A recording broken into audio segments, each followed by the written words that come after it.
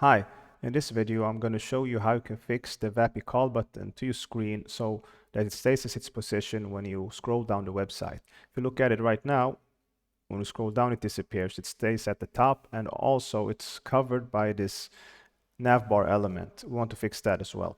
So for this video I'll be using Weebly website as an example, but it's applicable to any platform. The first thing I'm going to do is find the section where we can add custom HTML. It is here in Weebly. And here we have already added our vapi web snippet. Now above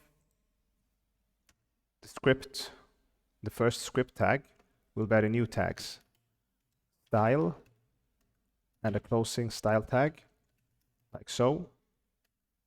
Now between these two tags, we'll be adding our custom CSS rules.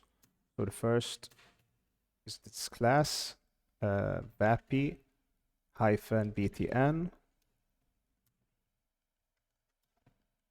We add two curly brackets.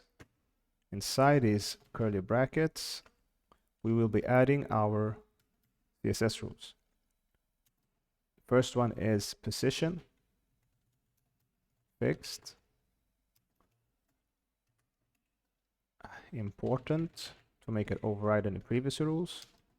The second one is z index, and let's give it an arbitrarily high number like 1070. Important.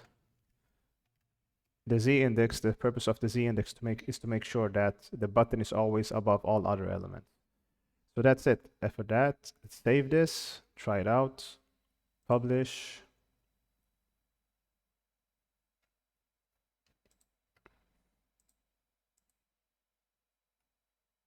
Now you can see that the button is fixed as its position and it is above all other elements.